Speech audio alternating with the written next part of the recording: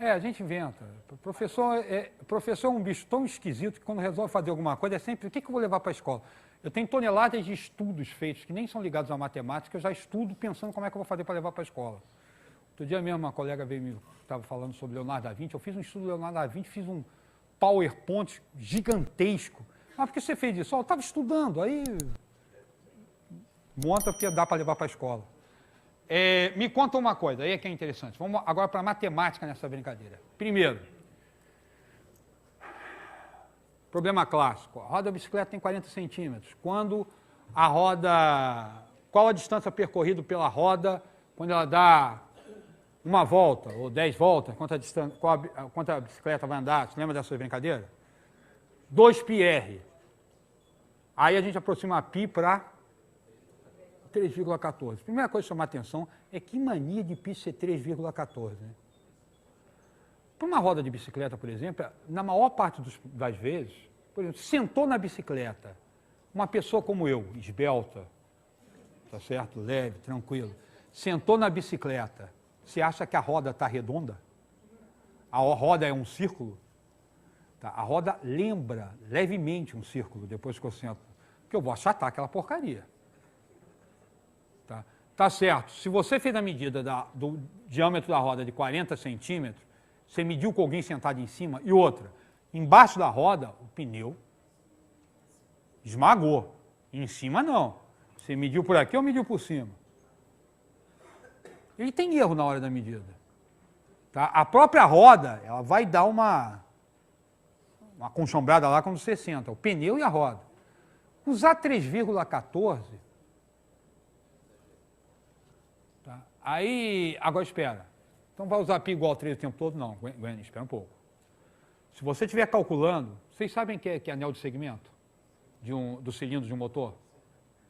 Tá? O cilindro do motor é quem vai tomar a pancada da explosão. Né? Ele entra o pistão entra no cilindro, tá? Explode, ele sobe. Tá? Isso movimenta, na verdade, um pedal que é chamado de virabequim. Funciona como um pedal, tá certo? Só que quando isso está lá embaixo, quando o pistão está lá embaixo, dentro do cilindro, é que ocorre a explosão.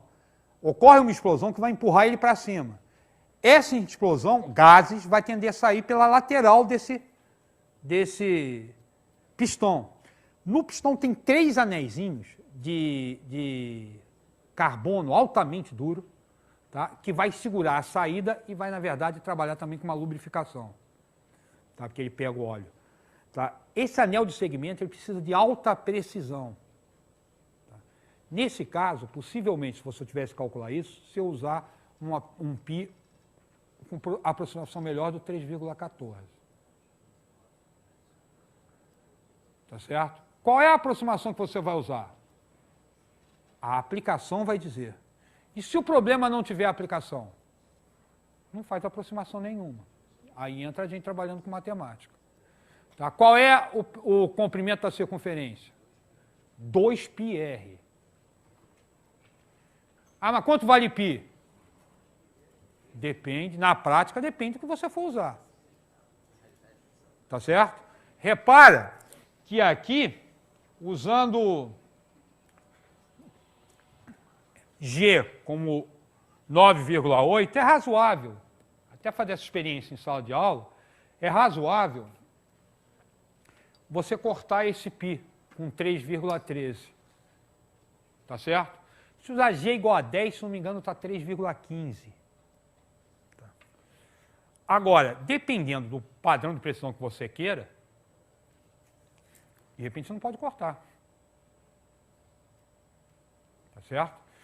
E em matemática, a grande maioria das vezes, nós estamos preocupados em estabelecer relação entre as grandezas.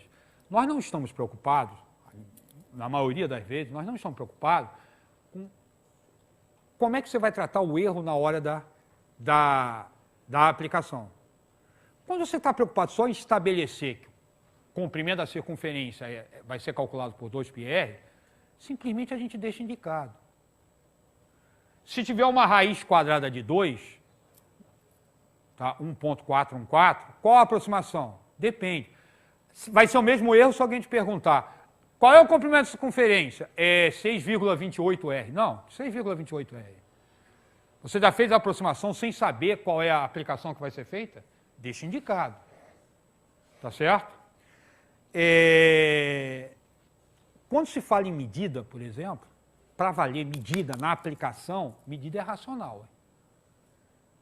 Ninguém mede um comprimento de madeira com raiz de 2. Não vai a uma madeireira e pede, por favor, eu precisava de 2 raízes de 2 metros de caibo. Tá? Não vai te chamar de maluco, mas, tá certo? Depende do teu tamanho e do tamanho do cara também. De forma geral, mesmo os baixinhos que trabalham em madeireira são fortes, não é bom brincar com eles, não. Meu irmão fez uma coisa dessa, ele estava medindo, montando telhado, ele me perguntou, ligou por telefone, estava o pessoal lá, qual o tamanho da madeira que eu compro? Tá? Aí ele me deu qual era o comprimento, qual era a altura, eu meti um Pitágoras, eu falei, escuta, cara, mete um Pitágoras aí e calcula, né? Aí eu escutei ele pelo telefone falando para o pessoal que estava na aula, vocês são burros mesmo, né? É só meter um Pitágoras. Aí ele me disse, mas quando ele vai comprar, compra com sobra, você compra dando irracional. Agora, pelo amor de Deus, eu juro por Deus que eu li isso. Eu li num livro que números reais não servem para nada. Deixa eu falar, eu li isso num livro de matemática. Tá? Se você ficar exclusivamente pensando em medida, como é que vai medir, tá certo? Só trabalhar em pegar o instrumento e medir, teu trabalho vai ser com racional, tá certo? Agora, estabelecer relações entre as grandezas para poder depois decidir qual o nível de precisão que você vai trabalhar, faz isso sem real que eu quero ver. Com frequência, inclusive, em matemática, nós deixamos as unidades embutidas. Nós não falamos qual é a unidade que está sendo usada, tá? A gente só deixa o bom senso imperar que a gente está usando a mesma unidade o tempo todo. Quando a gente fala assim, um retângulo de base 3 e altura 4, está subentendido que você está medindo a base e a altura na mesma unidade. Tá certo? Bom senso impera aí. E com frequência, por exemplo, em geometria analítica você não dá a unidade de medida nunca, já viu isso? Qual a distância entre os dois pontos? Você não fala qual é a unidade de medida. Nunca se diz, nunca. Pode até se dizer, mas quando eu estou montando prova, por exemplo, para concurso, com frequência eu digo uma coisa para evitar dor de cabeça. Os eixos estão graduados em centímetros. Porque quando você trabalha em geometria analítica, com frequência você estabelece, como se fossem as réguas, a graduação do eixo X e a graduação do eixo Y. Se você graduou em centímetro, as distâncias que você vai tirar vão sair em centímetros. Tá? Parte do princípio, inclusive em geometria analítica, que você fez a mesma graduação no eixo X e no eixo Y. Em física nem sempre, porque com frequência o eixo X, o eixo das abscissas é uma unidade de grandeza, o eixo das ordenadas é outra unidade de grandeza. E com frequência tem escala diferente, até porque tem unidade diferente, não tem como ter a mesma escala. Tá certo? Mas em geometria, em matemática, com frequência nós não nos preocupamos com a unidade de medida. Deixamos subentendidas que todas as medidas que estão sendo feitas estão sendo feitas na mesma unidade, não interessa a qual. Tá? O que não nos permite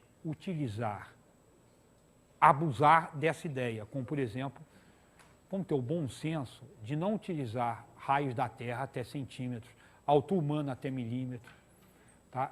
Verificar, quando estiver aplicando, qual a possibilidade que a gente tem de utilização disso.